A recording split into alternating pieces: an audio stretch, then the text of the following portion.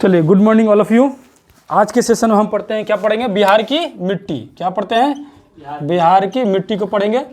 ठीक है, एक छोटा सा ये टॉपिक है, इसको जल्दी से ख़त्म करेंगे।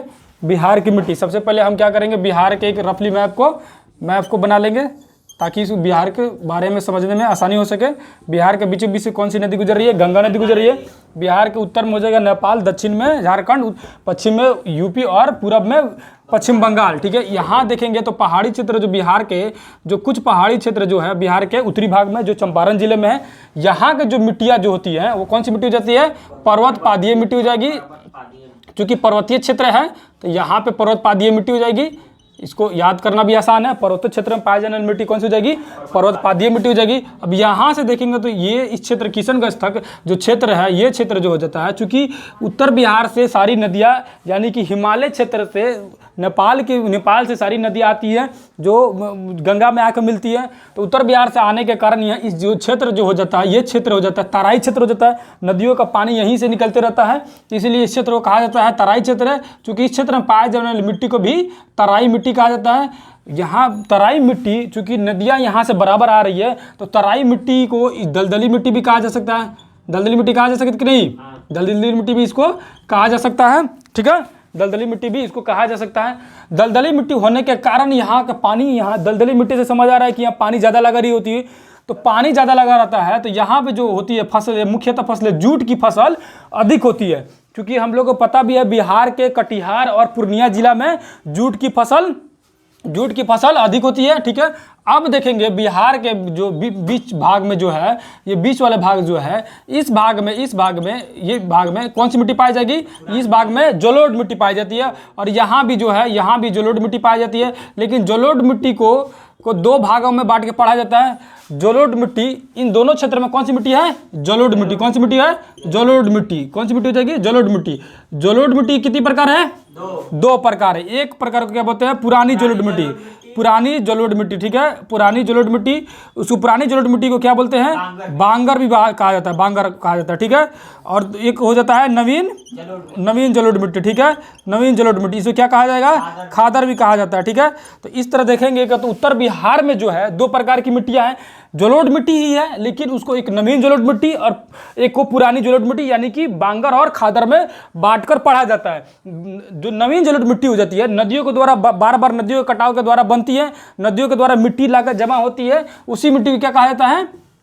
नवीन जलोढ़ मिट्टी, यानी कि खादर मिट्टी कहा जाता है। यहाँ जो नदियों के द्वारा बार बार मिट्टियों को काट कर लाने से क्या होता है? मिट्टी ज़्यादा उपजाऊ होती है, इसलिए यहाँ फसलें भी, खादर में फसलें अधिक भी होते हैं। अब देखेंगे दक्षिण बिहार में आएंगे तो दक्षिण बिहार के ये क्षेत्र जो हो जाएगा, गंगा किनारे वाले क्षेत्र हो जाएगी। क्योंकि हम लोग गंगा के जो किनारे वाला क्षेत्र को जो है, जो बिहार के एक दूसरे क्लास में पढ़ते हुए हमने बताया था कि जो किनारे के जो क्षेत्र जहाँ पानी लग जाता है, उन क्षेत्रों को क्या कहा जाता है? टाल क्षेत्र कहा जाता है। टाल कहा जाता है ना। जैसे उत्तर बिहार में पानी जो फील्ड में लग जाती है उसे चेमर कहा जाता है, लेकिन दक्षिण बिहार में जिस क्षेत्र में पानी लग जाती है, बाढ़ के पानी लग जाती है, उसे क्या कहा जाता है? टाल क्षेत्र कहा जाता है। और वहाँ के पाए जाने वाली मिट्टी को क्या कहा जाएगा? टाल मिट्टी। कौन सी मिट्टी हो जाएगी? टाल मिट्टी, जो गंगा के किनारे वाले क्षेत्र में दक्षिण बिहार में फैले हुए हैं। ठीक है, ये मिट्टी क्या होती है? जब बाढ़ आती है तो बाढ़ के कारण ये क्षेत्र में पानी लग गया, पानी फिर बाढ़ खत्म होती है तो पानी जब हट जाता है तो ये मिट्टी उपजाऊ हो जाती है, या मिट्टी उपज के लिए उपयोगी हो जाती है। वैसे मिट्टी क्या कहा जाता है? टाल मिट्टी कहा जाता है। चूंकि हम लोग इस क्षेत्र में देखेंगे तो ये क्षेत्र कौन सा जिला हो जाएगा? कैमूर और रोहतास हो जाएगा। इन क्षेत्रों में हमें पता है कि इस क्षेत्रों में पठार है, क्योंकि पिछले वीडियो में हमने पठार और पहाड़ के बारे में बिहार के बता चुके हैं। और इसको विस्तार से समझने के लिए आप प्ले लिस्ट में जाकर दूसरे वीडियो को देख सकते हैं, बिहार के पहाड़ और पठार को अच्छे से समझ सकते हैं। क्योंकि हम लोग पढ़ चुके हैं कि बिहार के जो ये दक्षिण बिहार के जो ये कैमूर और ये रोहतास जो जिला है, यहाँ पे पठारी भाग है, पठारी भाग है ना। तो इस भागों में पाए जाने वाली मिट्टी कैसी मिट्टी हो जाएगी? लाल और बलुई मिट्टी हो जाएगी। बलुई मिट्टी हो जाएगी ना, क्योंकि पठारी भाग है तो यहाँ की मिट्टी जो पाई जाती है लाल और बलुई मिट्टी पाई जाती है। इन क्षेत्रों में भी पठार है। ये जैसे हो जाएगा गया हो जाएगा, नवादा हो जाएगा, राजगीर हो जाएगा, जमुई, बांका, भागलपुर, यहाँ मुंगेर जिला हो जाएगा। इन सारे जिलों को ध्यान में रखना पड़ेगा ताकि हमको बिहार के समझने में आसानी हो सके। इन जिलों में भी पठारी क्षेत्र फैले हुए, इन क्षेत्र के पठारी भाग जो आर्कियन युग की पठारी है, इसको भी पहले वीडियो में पढ़ा चुके हैं। ठीक है, यहाँ जो मिट्टी है, यहाँ की भी मिट्टी जो है ये भी लाल और पीली मिट्टी है। लाल पीली मिट्टी, इसे काली मिट्टी भी कहा जाता है। लाल और पीली मिट्टी जो ये पठारी क्षेत्र में पाया जाता है, यानी कि लाल और बलुई मिट्टी या लाल पीली मिट्टी, ये सब क्षेत्र जो है बिहार के, दक्षिण बिहार के पठारी भाग में पाया जाता है। समझ आए।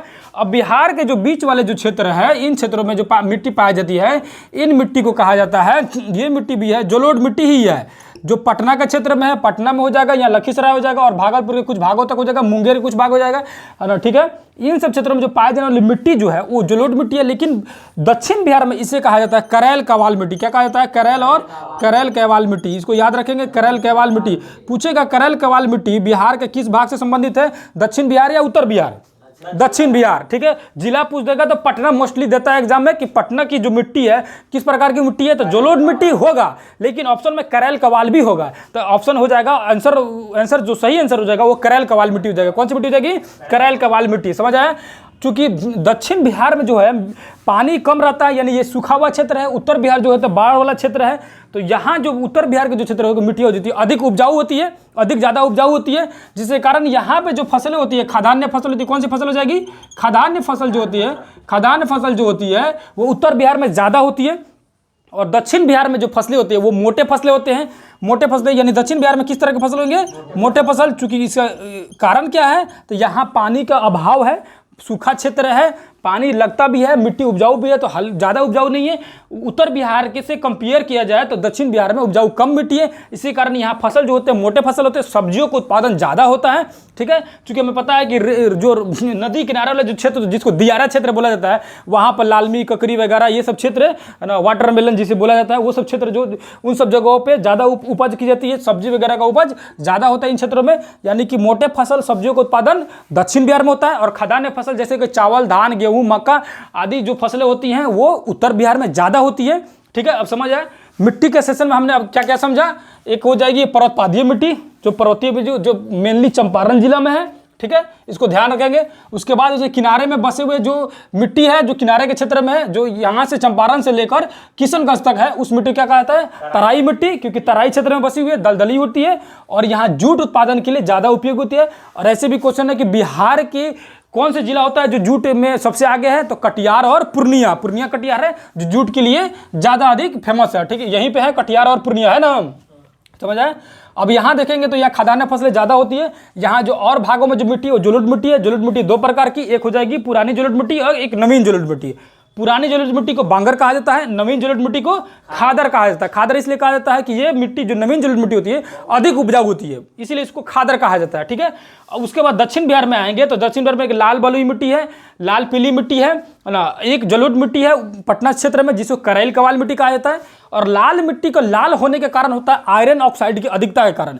लाल मिट्टी क्यों होता है लाल? वहाँ आयरन ऑक्साइड की अधिकता के कारण ये मिट्टी लाल हो जाती है। ठीक है, ठीक है, समझ आया।